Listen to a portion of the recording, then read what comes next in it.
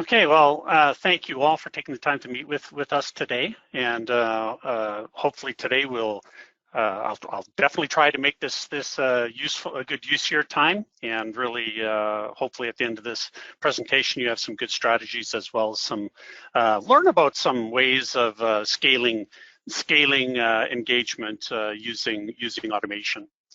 A lot of the content in this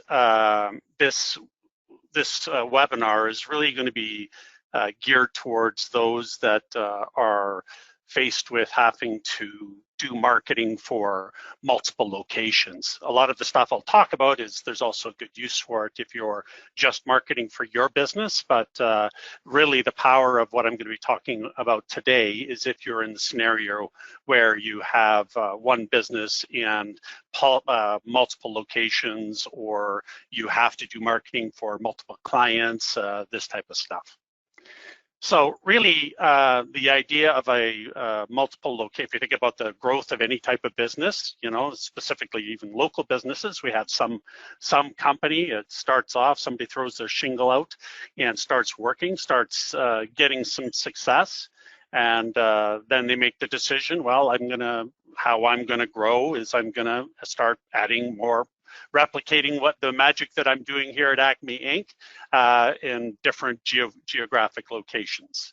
So it's a case that you know, I open one, maybe one of my brothers or my family members or a good friend or one of my subordinates who's doing really well, they move into that location, and slowly I start building up my business across the city and then into other cities, etc.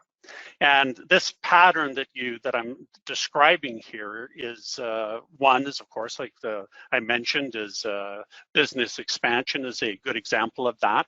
But definitely we see this in other types of businesses, like, for example, senior living, where I have an operator that has multiple buildings, maybe in one city, maybe across the country, and some of them have, you know, across multiple countries. Another place where this pattern is prevalent is in franchises, right? So it's a case that somebody's found a business process or business model that works extremely well, and they decide the way they're going to grow it is by licensing out and helping people take that business model or that design pattern of business and succeeding with that pattern. And another place that we see this is vertically focused agencies. You know, agencies, marketing agencies that are have a specific niche, or have a specific playbook that they're doing very well with, and they're looking to drive that growth across multiple businesses. Now, really, if we think about engagement, specifically in the case of location-specific businesses, if these businesses are, there's a reason to open another location, chances are that location, the reason they're going there, I mean, there could be reasons for distribution, et cetera, but the main one is for engagement with the people in that location. So there's some connection between the location of the business and the audience or the potential customer base around that specific location. Hence, really what we need to be thinking about, and we need to think about this in all of our marketing, is there's real people out there, right? We're engaging, we need to be making connections with real people in any of our marketing engagements. We have to think about the people that we're connecting with. And really, if it's a case that we're trying to leverage the locale, it's a case that definitely each of the locations typically will have some unique flair about that specific location. It's a case that, you know, there's maybe location-specific branding, but definitely we want to have location-specific social channels, the Facebook page for Acme Inc. on Memorial Drive, or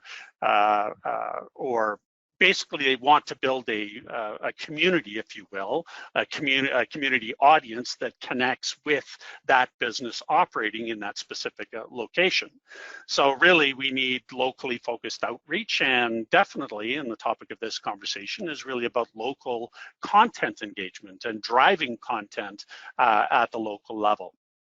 Now, really, the message here is that it is always, in my opinion, we have to think about the business itself operating in that location. If I think about, for example, for the case of use case of senior living, for example, you know, here I'm in Canada, and one of the brands that is big in Canada is a brand, Chartwell, and they have I don't know 300 communities across Canada, but if I'm thinking about a place for my mom to move into a seniors facility, the reality is I'm not thinking about Chartwell. I'm thinking about, for example, the Colonel Belcherone Memorial, right? It's on my way to work. The facilities are nice and new and modern, and the people there are really good. So it's the point of my story is it's really about the location. It's not about the brand. It is about the specific location of the business. And so a little bit here, of course, this is the content of this. This is centered around driving automation with some of our innovations here at Active Demand. And really what Active Demand is, for those that are new to this webinar, new to us, is that we provide a unique platform that is a multi-tenant, all-in-one marketing stack. So really, it's if you can imagine a marketing stack for operating for one business, the magic of Active Demand is it enables you to scale across multiple businesses with a full stack platform. So really, the model that people are using with Active Demand in the scenario of multi-location marketing is that there's some central location, the corporate office, and there are multiple individual locations. And a unique architecture of our platform is that it enables you to literally create an island of success, if you will, for every single location that is under the business. And of course, for marketing agencies that are vertically focused, driving this across multiple, you can just imagine this in multiple business units. But the end of the day is that from the central location is that we drive the marketing initiatives down to the individual locations. So it's campaigns, maybe it's assets, this type of stuff. And with the platform, it makes it very easy to create these blueprints of success, if you will, and deploy them across multiple locations. And so it's a case that not only for campaigns, but also for entire account templates, where you can create what this business looks like as a blueprint. And then as you add locations, literally it's just a few minutes to onboard an entire new location with the platform. But really, it's the concept here is that it's centrally managed, but definitely those folks that have multiple locations, some of the locations, there's people that are, not only good at operating the business, they're also very good at driving the local story. So it's a case that with this platform, it allows you to unlock some of the tool set for specific locations that have the capabilities to actually drive their own initiatives, but it also allows you to drive the initiatives centrally. And of course, because it is a multi-tenant system where all of the pieces are connected, the reporting also is pulled in centrally. So really the topic of this conversation and this webinar is about specifically the use of content for driving marketing, and with this concept of content automation to enable you to scale marketing at a local level across multiple facilities or buildings. And so really back to this picture here, the idea is that centrally, it's a case that the central, whether it's a marketing agency or your marketing team, they drive content, they create content, and the content is disseminated to each of the individual locations. And the idea here is that the content that is being driven to the individual locations. This can drive social engagement, it can drive email engagement, and whether it's the case you're driving all of the initiatives centrally or enabling the local folks at the individual community or building or location, they as well, you can enable them to actually drive some of the initiatives if they have the time and expertise to be able to do it. So really, the concept here is being able to focus your effort at a corporate level and deliver shareable content. Basically, is creating content that each of the locations can use and share on social media, or embed in emails, or embed in marketing automation initiatives. So, and it's not just from the perspective of creating shareable content, but actually, as you'll see today, being able to literally automate and create newsletter campaigns that are driven by the creation of content, and automate social posting across hundreds of local Facebook or other social channels at the specific location, centered around the individual location. And like I mentioned as well, is being able to, and this has always been a challenge, is how do you get contextual content that is fresh when you're using marketing automation and sequences. And I'll talk about that as being possible today with the content automation system that I'll be discussing.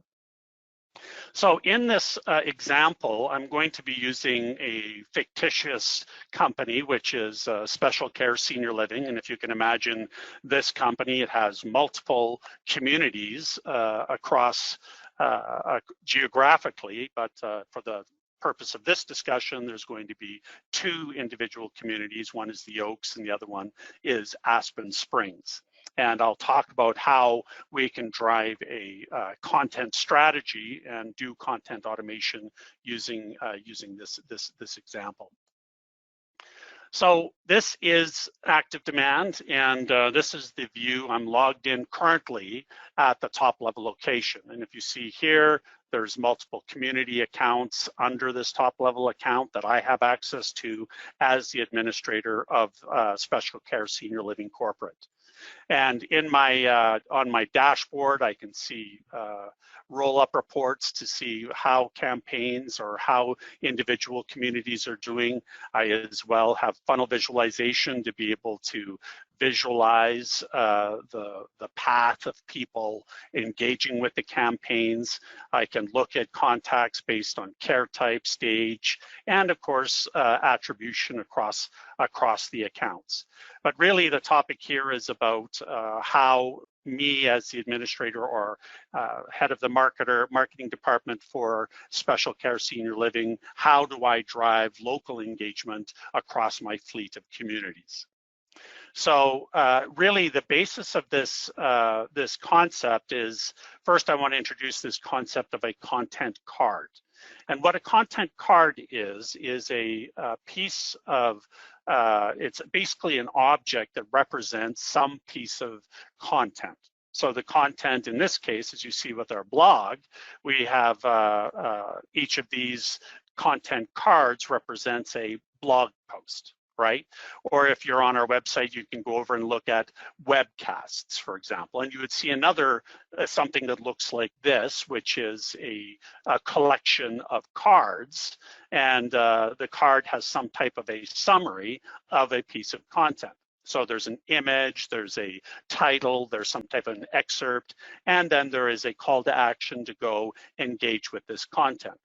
So our team, when we're doing things like this with a webinar or we're creating blog posts, we're driving this content onto our website, and then us as marketers, we want people to, of course, engage with the content. So the content on the website, it drives one piece, is it drives SEO. But two is that through our other channels, like whether it's paid advertising to try drive interest in the content, or we're doing social media engagement with this content, or even emails. So there's lots of ways that we're trying to leverage this content.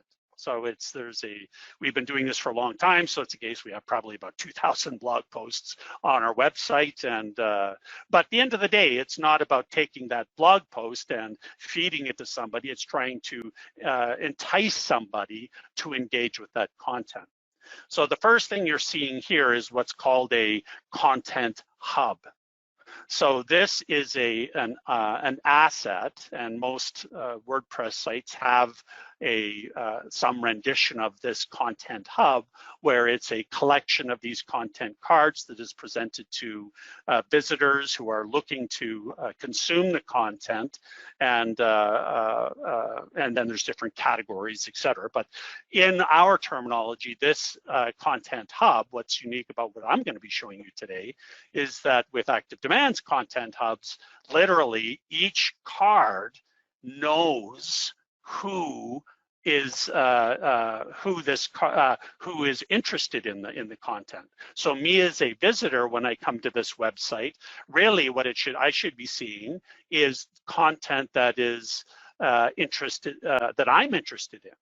So how do we know that? Well, as those that have been using Active Demand for a long time, we track everything prospects are doing, and throughout their entire journey, it's a unique, it builds a unique persona for each website visitor. And through the development of this website, this persona, with the content targeting, literally we can have the right content presented to somebody when they're viewing, for example, content through our dynamic content hub. So that's one use case of presenting the content. But once you see what we're doing in the back end with content, the content cards, you'll see there's a lot of magic here. So in an account, there is this content card library. And this is really what drives a lot of the things I'm going to be showing you today, specifically along the lines of content automation. So again, a content card, it's just it's an image. It's there's some type of a URL that is where the real content lies, and there's some type of taxonomy. So the taxonomy, similar to with the blog posts will have tags and categories. In here, we call them topics and categories. And then there's an excerpt. Right? The excerpt is some summary of the content that that's going to be, again, we're going to try to entice people to go and engage and consume with our content. And then when they're on the website, we'll have all kinds of strategies to get them to move along the buyer journey. It isn't just a blog post like for us, we're using dynamic content to try to get people, once they're engaging with the content, to move to the next step. But really the concept here I want to introduce is this content card. And so the content card is something that is that will be leveraged and has utility in automation. So it's a case that so there's this content card library and I'm in the top level account here. This is a bunch of content that I've the corporate marketing department, I've created blog posts, and there's a representation of these blog posts as cards. So one way of creating cards is I can just go create a card here, or if it's a case that I want, and I'll just show you this. This is the first introduction to content automation capabilities, is we can actually connect with RSS feeds to websites, because for the example of our blog, basically with WordPress, it serves all of our blog posts up as RSS, as in an RSS feed. So literally, all I do is connect my account to my blog using RSS. And now if I create any blog posts, literally the RSS feed will serve them, and our RSS feed reader will start populating the content card library. So it's a case that really the majority of the time, I'm actually creating content on the website and then letting the content card library itself basically populate based on it being served up from the website via RSS. Now, another aspect of these cards that is different than, for example, looking at the cards on the on WordPress, is there is a concept of targeting. So in our platform, you can basically create behavioral targeting on each card, so the card intrinsically knows who it should be displaying itself to, right? So I'll be talking a bit about this later on in the presentation, but really I'll just start off from a high level. There is a content card. The content card represents a piece of content on the website or some type of piece of content that I want people to engage with. Now, how I'm going to be using this content in most cases is I will go into, for example, a campaign. So this is our campaign window in one of our campaign interfaces in Active Demand. This specifically is a calendar campaign. Now, one of the things I typically will be doing to get my content out to folks is I will share it on social media. Now, for anybody on the call that has to do social posts, quite often you'll go to the website, start looking for content that you're interested in sharing socially, and then creating social posts in some type of a piece of software. So with our content library, basically we expose the entire content library on the calendar. So literally I can just choose content, I can pick through the taxonomy, choose a specific piece of content, and then choose the social channel. It will use the content to generate my social post. So that's one use case of using content for manual social posts. Literally just going in, choosing content in the library, and then scheduling, using the content card to fill the social post. So another use case of this is in emails. So I talked about location-specific marketing, and I'll follow back up on that in just a few minutes. But usually when we're doing some type of a email campaign, again, we're typically not, I don't try to educate people in my newsletters or emails. Really, the intent of an email for me is to get somebody to our website, right? So I like to keep it short, concise. I need to get people to engage with the piece of content, and then ideally get them to the website as a result of reading the email. So usually it's a case that I have when I'm doing something, there's a title, there's a bit of content, and then there's a button, and I'll usually use an image as well, which sounds familiar. It sounds just like a content card. So again, here I am with my content library, and I take my cards that if I'm getting people to go to the website, then there should be a content card for it.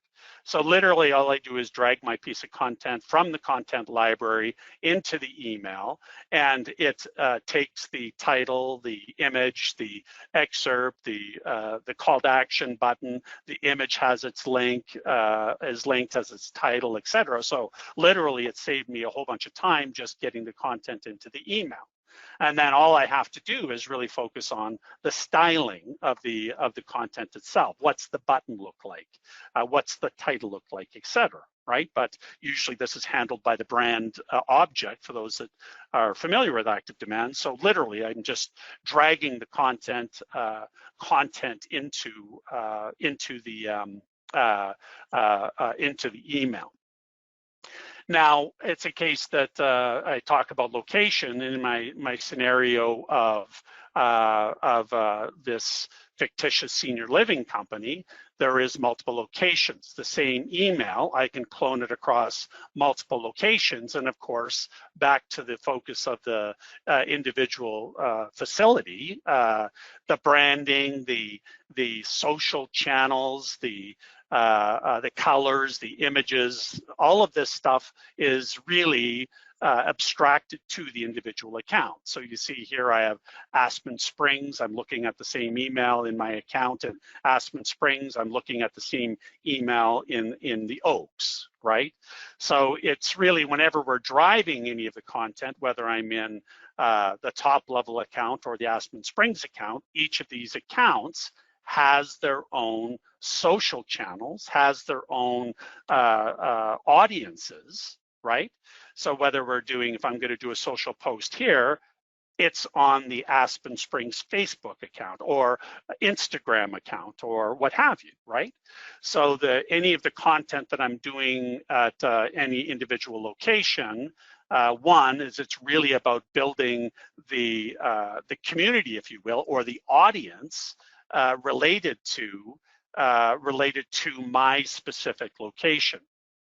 So right now, all I've shown you so far is that there's these content cards. Each of the locations can have content cards, and it makes the manual process of engagement, whether it's an email or social, that it reduces a bunch of the steps, because literally we're automating the grabbing of this card from the website and making it available to use inside our marketing campaigns. So now I'm going to take things a little bit further with these content cards, and I'm going to talk about content automation. So content automation in our platform is driven from one piece I showed you was this RSS feed, right? So the automation is creating the content cards automatically when we create blog posts on the website. So most things, if you're familiar with active demand from an automation perspective, are driven by when prospects do something, right? They go to the website, they click links, they scroll, they open emails, they engage with chat. All of these things that people do historically have been used for driving the concepts of marketing automation. But what I'm going to be talking about today is content-driven automation. So as things are added to our content library here, basically what the pattern we're using to drive automation is, it's the creation of the content card that we use to trigger automations. So one type of automation, for example, is I mentioned that each card can intrinsically know who its audience is, right? So it's definitely a lot of effort required to set up targeting on each card. So what we've introduced is the concept of content automation.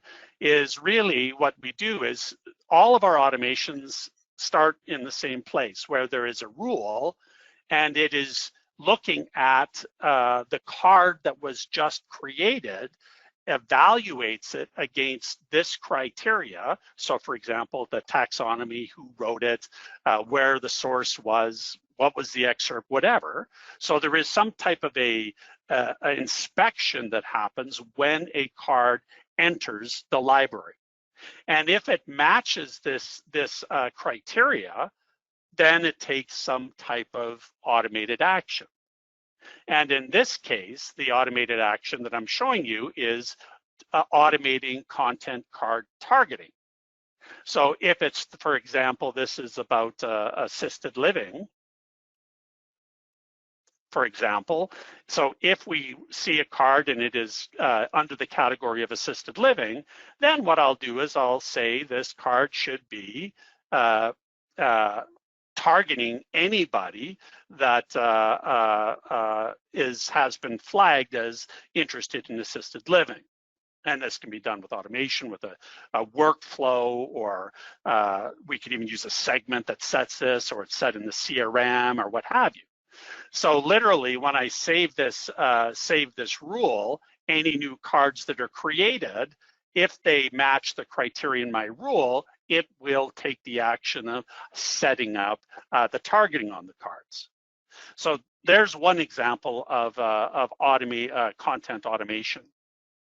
Another type of content automation is, if we think about it, typically what we're doing is with that content, the two channels that typically we're using in the platform or any type of platform is one, social engagement, right? Let's get this content out to social media.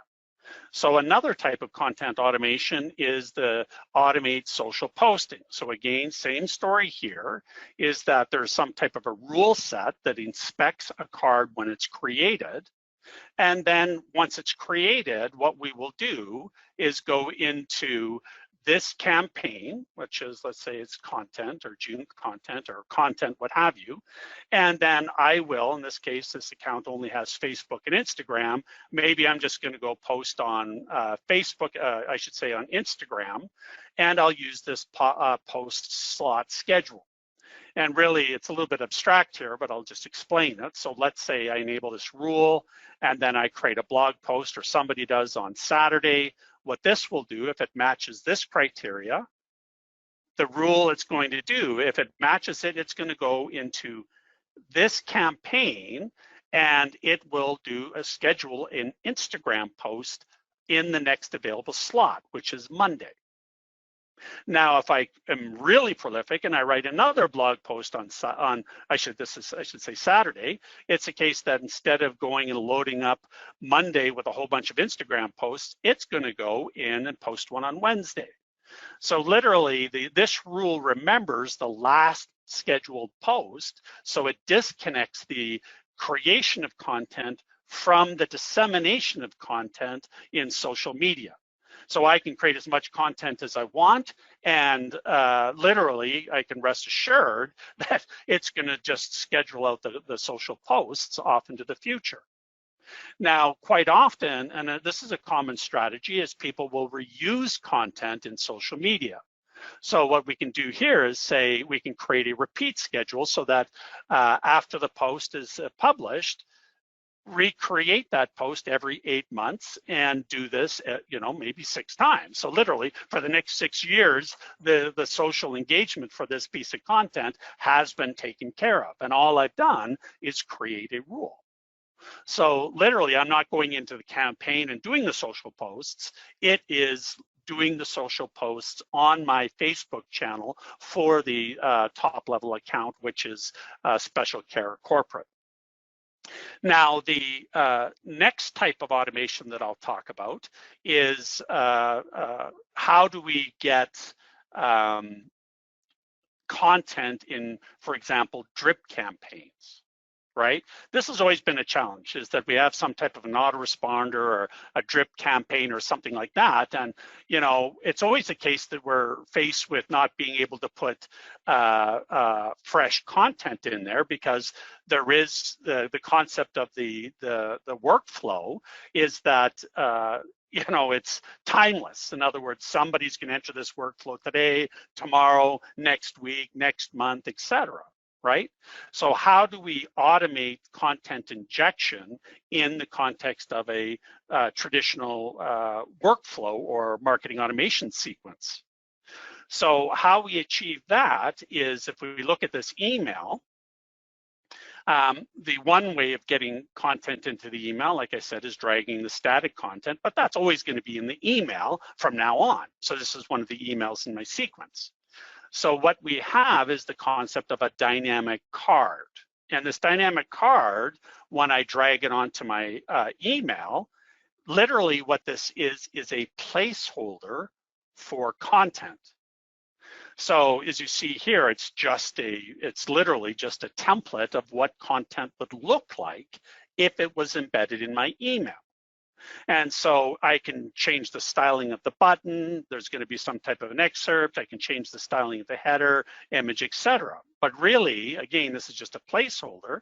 And there's a rule associated with this content that says, when this email goes out the door, go into the library and find any content that was published in the last month and produce a maximum of 3 content cards. So with this block, again, if there's no new content, it's a case that this block will produce no content. But if there is content, then it will inject using the styles of that block. It will use the styles of that block to inject the content. So literally, this is a way to automate injection of fresh content into sequences. And when you use this, it actually honors the targeting, that if there's targeting on the cards, each recipient, whether this is embedded in a newsletter or a drip campaign, it doesn't matter, it will look at the recipient and it will show them the content that is right for them based on the targeting. So if there's a person that is, I don't have any fresh content here, but if there's a person that is only interested in assisted living, for example, that's all they're going to see is assisted living content. So it's not only automating the injection of content, it's injecting the right content for the recipient. Now, that leads me to the next type of automation, which is subscriber updates. So with a subscriber update automation, again, it's a rule that is evaluated when a new content card enters your library, right? So again, if this matches this criteria, then what we're going to do with this rule is we'll go into this campaign and we will use this email template, which will have this card I just talked about, and it will schedule a newsletter to be sent once a month. So basically, if a content card is created, for example, on the 2nd of the month, and it matches this criteria of this rule, it will go into this campaign and create a newsletter using this template automatically. And if I create another blog post on the 2nd, again, it's not going to create another newsletter because this special card can handle multiple pieces of content. So literally, it disconnects the creation of content throughout the month and the sending of newsletters to people who are interested in the content you're consuming. So literally, once this is set up, again, all I'm doing is going to my blog, creating content, and it will automatically do my social posts, squeeze all the social juice out of that content card via social media with the repeats, and it will automatically create a newsletter and send it to the subscribers who are interested in the specific type of content.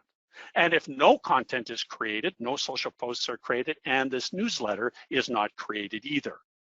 So yeah, long story short is what I'm showing you is that the ability to create content and have it drive social media and as well newsletters without having to actually go into the platform once the rule is set up. Now, I'm going to switch focus to talk about how do we drive content across multiple locations. So I've shown you that the ability to automate the creation, automate the collection of content, automate the engagement with this content. But now I'm going to talk about how we enable multiple locations to take things into their own hands. Right? So we have this concept of a global content library. So the global content library is that card library I described, but it is a combination of locally produced content and content that has been shared or entered into the global library. And the global content library is managed at the top level account.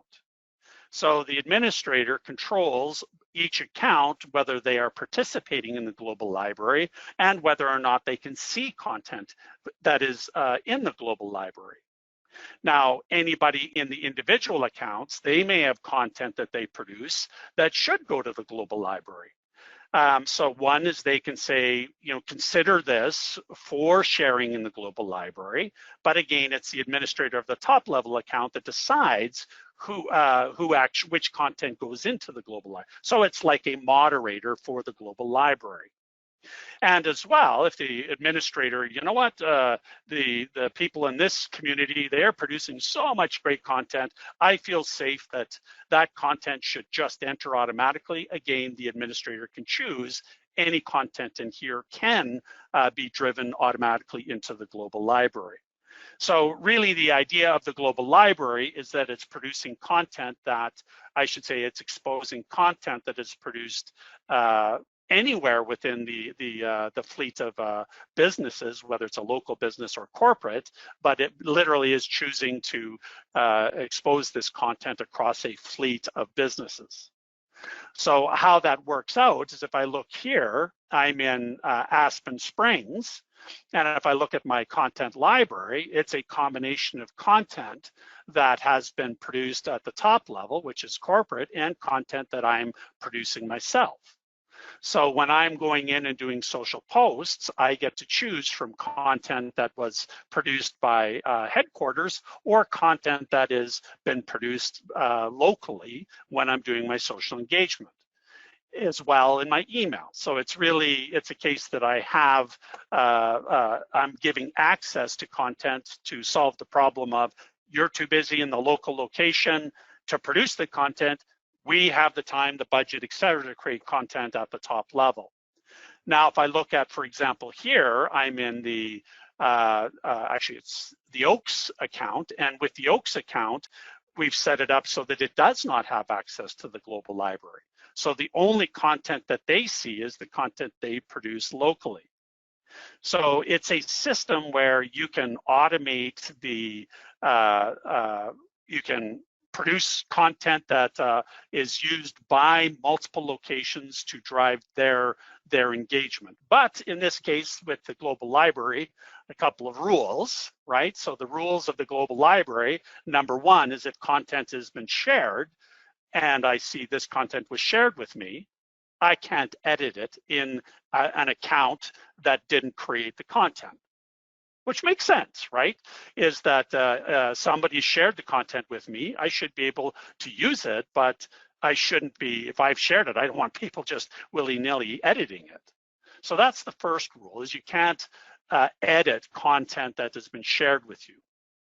But I can clone the content in my account, and then I can do whatever I want with it because now it's my content, right?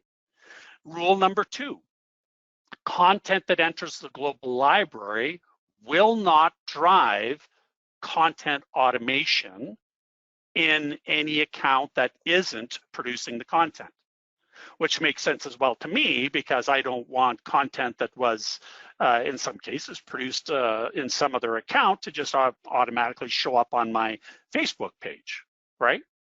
So really the concept of the global share is to produce content that enables people in multiple locations to have a content library for their own engagement. Now that leads me to the next piece of the story, which is another type of content automation, which is content cloning automation.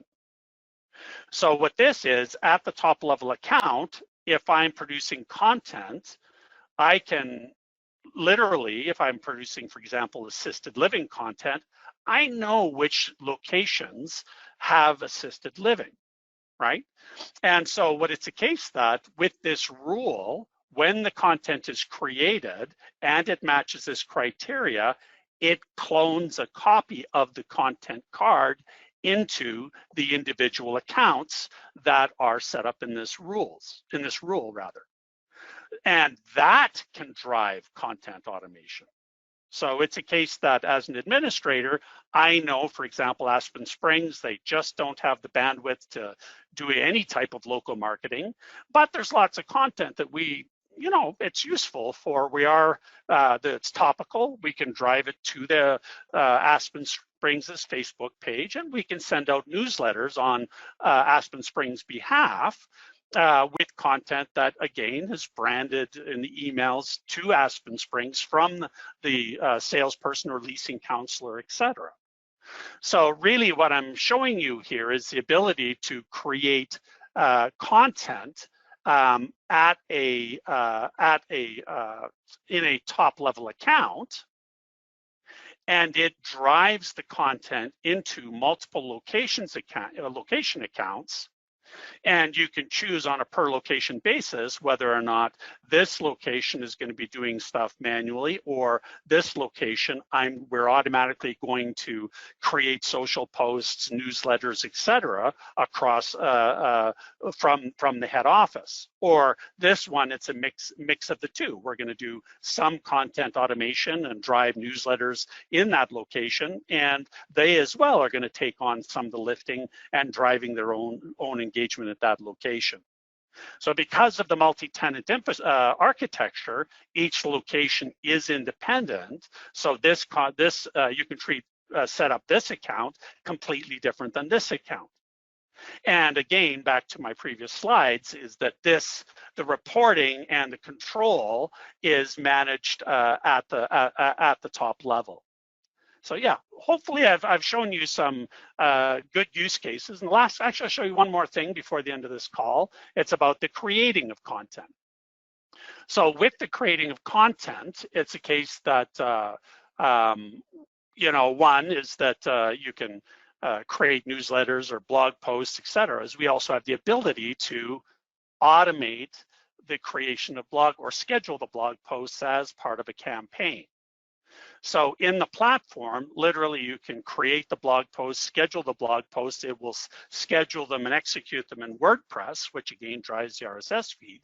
But we also have native ChatGPT integration, so that if you are looking to leverage automation or content automation with AI, literally you can take ChatGPT to help you with the content, edit the content, and then schedule the post, which goes to WordPress, and then that feeds the social, I should say the RSS feed, which drives all of the automation downstream. So that's the story, is that really it's about how do we use content automation to drive local success when you're in the scenario of having multiple facilities, multiple locations, etc. And hopefully you've seen as well, even if you just have one business and you're focusing on driving marketing for your business, there's 24 hours in the day and we're already working all night. Why not leverage automation to take some of the lifting, take some of the load off of us and reduce the amount of effort for getting engagement with our prospective our prospects and clients.